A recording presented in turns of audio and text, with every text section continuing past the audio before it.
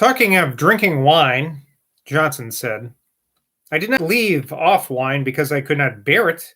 I have drunk 3 bottles of port without being the worse for it. University College has witnessed this. I said, Why then, sir, did you leave it off? Johnson answered, Why, sir, because it is so much better for a man to be sure that he is never to be intoxicated, never to lose the power over himself. I shall not begin to drink wine again till I grow old and want it. Keep in mind, he's 69. I said, I think, sir, you once said to me that not to drink wine was a great deduction from life. Johnson answered, It is a diminution of pleasure, to be sure, but I do not say a diminution of happiness. There's more happiness in being rational. I said, But if we could have pleasure always, should not we be happy? The greatest part of men would compound for pleasure. Johnson answered, Supposing we could have pleasure always, an intellectual man would not compound for it. The greatest part of men would compound because the greatest part of men are gross. I said, I allow there may be greater pleasure than from wine. I have had more pleasure from your conversation, I have indeed. I assure you I have. Johnson answered, When we talk of pleasure, we mean sensual pleasure. When a man says he had pleasure with a woman, he does not mean conversation, but something of a very different nature. Philosophers tell you that pleasure is contrary to happiness. Gross men prefer animal pleasure. Oh, here we go. So there are men who have preferred living among savages. Now, what a wretch must he be who is content with such conversation as can be had among savages. You may remember an officer at Fort Augustus who had served in America told us of a woman whom they were obliged to bind in order to get her back from savage life. I said, She must have been an animal, a beast. Johnson said, Sir, she was a speaking cat. I mentioned to him that I had become very weary in a company where I heard not a single intellectual sentence except that a man who has been settled 10 years in Minorca was becoming a much inferior man to whom he was in London because a man's mind grows narrow in a narrow place. Johnson answered, A man's mind grows narrow in a narrow place whose mind is enlarged only because he has lived in a large place. But what is got by books and thinking is preserved in a narrow place as well as in a large place. A man cannot know modes of life as well in Minorca as in London, but he may study mathematics as well in Minorca. I don't know where Minorca is. Minorca, rather? Am I pronouncing that right? I said, I don't know, sir. If you had remained 10 years in the Isle of Coll, you would not have been the man that you are now. Johnson answered, Yes, sir, if I had been there from 15 to 25, but not if from 25 to 35. I said, I own, sir, the spirits which I have in London make me do everything with much more readiness and vigor. I can talk twice as much in London as anywhere else.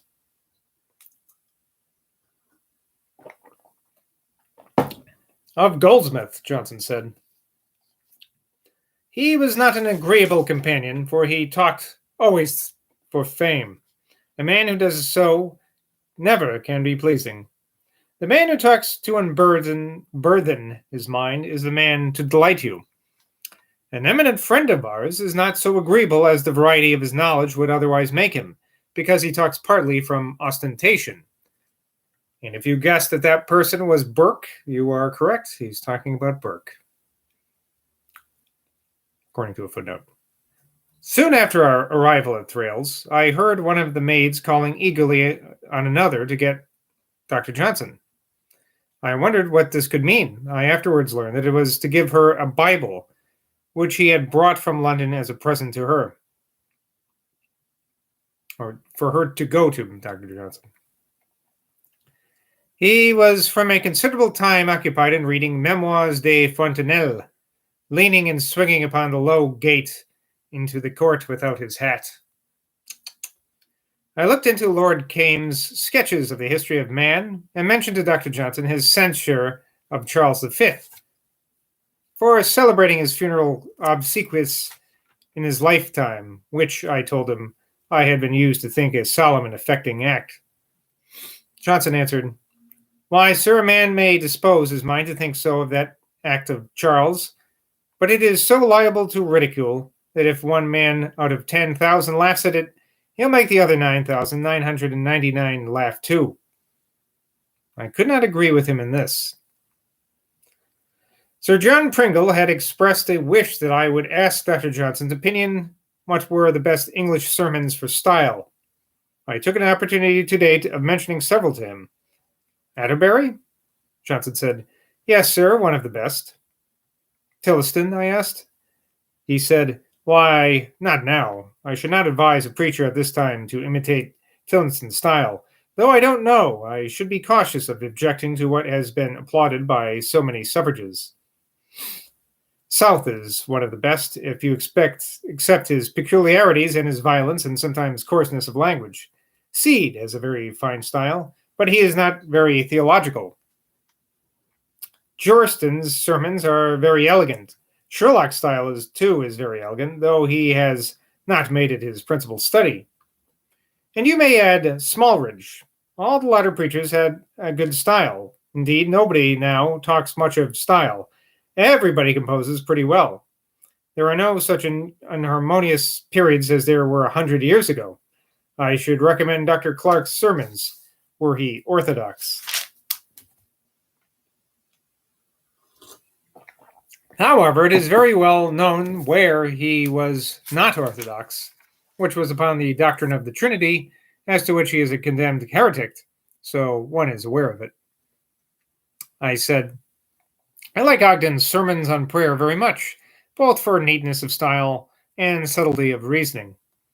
Johnson answered, "I should like to read all that Ogden has written." I said, "What I wish to know is what sermons afford the best specimen of English pulpit eloquence." Johnson answered, "We have no sermons addressed to the passions that are good for anything, if you mean that kind of eloquence." And it says here, a clergyman, whose name I do not recollect, but a footnote tells us this is Mr. Embry, butted in. "Were not Dodd's sermons addressed to the passions?" Johnson answered, "They were nothing, sir, be they addressed to what they may."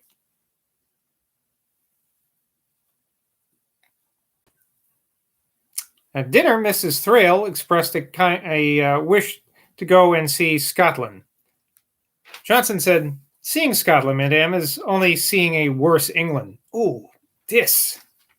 "It is seeing the flower gradually fade away to the naked stalk. Seeing the Hebrides, indeed, is seeing quite a different scene." Our poor friend, Mr. Thomas Davies, was soon to have a benefit at Drury Lane Theatre as some relief to his unfortunate circumstances. We were all warmly interested for his success and had contributed to it. However, we thought there was no harm in having our joke when he could not be hurt by it.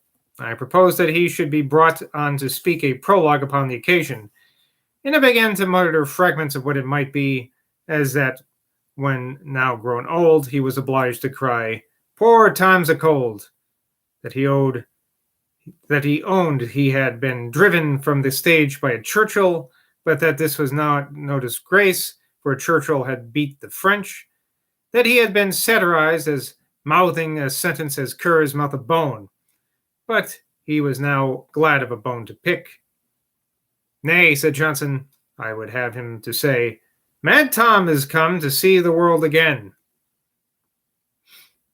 Those jokes are over my head. Kind of inside humor for them, I think.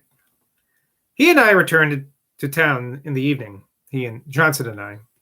Upon the road, I endeavored to maintain an argument that the landed gentleman is not under any obligation to reside upon his estate, and that by living in London, he does no injury to his country. Remember here that Boswell is trying to talk Johnson into telling him it's a good idea to move to London from Scotland. Johnson answered, Why, sir, he does no injury to his country in general, because the money which he draws from it gets back again in circulation. But to his particular district, his particular parish, he does an injury. All that he has to give away is not given to those who have the first claim to it. And though I have said that the money circulates back, it is a long time before that happens. Then, sir, a man of family and estate ought to consider himself of having the change of a district, over which he is to diffuse civility and happiness.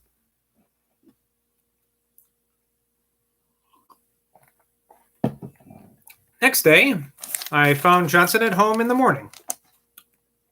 He praised Delaney's observations on Swift, said that his book and Lord Orrery's might both be true, though one viewed Swift more, and the other less favorably, and that between both we might have a complete notion of Swift. I believe Johnson did not like Swift. He thought he was overrated. Talking of a man's resolve to deny himself the use of wine, from moral and religious considerations, Johnson said, "He must not doubt about it. When one doubts as to pleasure, we know what will be the conclusion. I now no more think of drinking wine than a horse does. The wine upon the table is no more for me than for the dog that is under the table."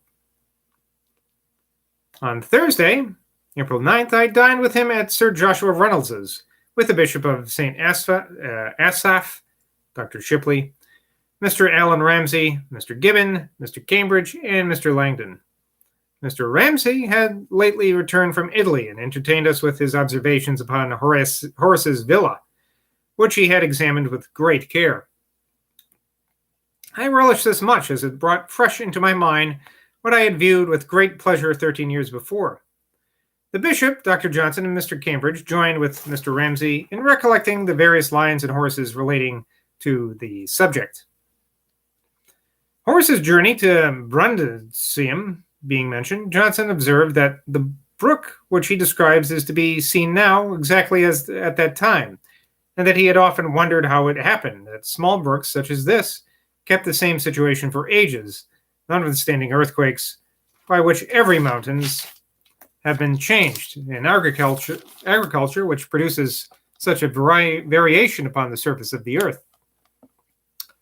Cambridge said, a Spanish writer has this thought in a poetical conceit. It says here the Spanish writer is Cuevados y Villages. Doesn't sound like a name, but I guess I'm reading that right, so. Okay. After observing that most of the solid structures of Rome are totally perished, while the Tiber remains the same, he adds, Lo que era firme que solamente, lo fugitivo permanence y dura. Spanish is a little better than my Latin. And that means only that which was static disappeared. What is fugitive remains and endures. Johnson said to this, "Sir, that is taken from Janus Vitalis." And then he quotes, okay. I guess it says, lambescent should be lambescent. Immota lambescent et quae perpetuo sunt agitata manent, which means the motionless disappears, what is in a constant motion abides. The dude abides. The bishop said it appeared from Horace's writings that he was a cheerful, contented man. Johnson said, "We have no reason to believe that, my lord. Are we to think Pope was happy because he says so in his writings? We see in his writings what he wished the state of his mind to appear. Dr. Young, who pined for preferment, talks with a contempt of it in his writings and affects to despise everything that he does not despise." Bishop of St. Asaph said, "He was like other chaplains, looking for vacancies, but that is not peculiar to the clergy. I remember when I was with the army, after the Battle of Lefeld, the officers seriously grumbled that no general was killed." Cambridge answered to this, "We may believe Horace more when he says, Rome tibor amen, ventusus tibore Romam, which means, At Rome I love Tibur, fickle as the wind, at Tibur, Rome.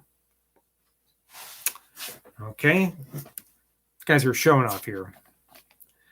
Then, when he boasts of his consistency, mi constare mihi sis it decidere tristem quanto quonque trahunt in visa negotia Romam.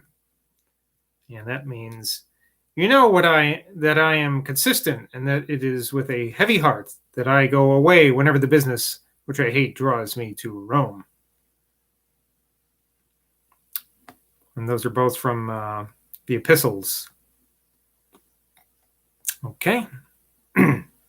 I said at this point, how hard it is that a man can never be at rest. Ramsay said, it is not in his nature to be at rest. When he is at rest, he is in the worst state that he can be in. For he has nothing to agitate him. He is then like the man in that Irish song, there lived a young man in Ballincrazy, who wanted a wife for to make him uneasy. Goldsmith being mentioned again. Even when this guy's dead, they're going to knock him down. Johnson observed that it was long before his merit came to be acknowledged, that he once complained to him in ludicrous terms of distress, whenever I write at anything, the public makes a point to know nothing about it, but that his traveler brought him into a high reputation. Langston said, there is not one bad line in that poem, not one of Dryden's careless verses. Sir Joshua said, I was glad to hear Charles Fox say it was one of the finest poems in the English language. Langston brought in, why was you glad? You surely had no doubt of this before. And Johnson said, no, the merit of the traveler is so well established that Mr. Fox's praise cannot augment it, nor a censure diminish it. So Joshua said, but his friends may suspect that they had too great a partiality for him. Johnson answered, nay, sir, the partiality of his friends was all against him. It was with difficulty we could give him a hearing. Goldsmith had no settled notions upon any subject, so he talked always at random. It seemed to be his intention to blurt out whatever was in his mind, and see what would become of it. He was angry, too, when catched in an absurdity, but it did not prevent him from falling into another the next minute. I remember Chamier, after talking with him for some time, said, well, I do believe he wrote this poem himself, and let me tell you that it is believing a great deal. Chamier once asked him what he meant by slow, the last word in the first line of The Traveler. Remote, unfriended, melancholy, slow. Did he mean tardiness of locomotion? Goldsmith, who would say something without consideration, answered, yes. I was sitting by and said, no, sir, you do not mean tardiness of locomotion. You mean that sluggishness of mind which comes upon a man in solitude. Chamier believed then that I had written the line as much as he had seen me write it, as if he had seen me write it. Goldsmith, however, was a man who, whenever he wrote, did it better than any other man could do. He deserved a place in Westminster Abbey, and every year he lived would have deserved it better. He had indeed been at no pains to fill his mind with knowledge. He transplanted it from one place to another, and it did not settle in his mind, so he could not tell what was in his own books.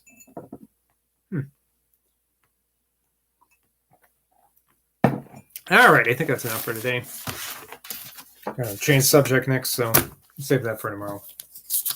Till next time, bye from Boswell land.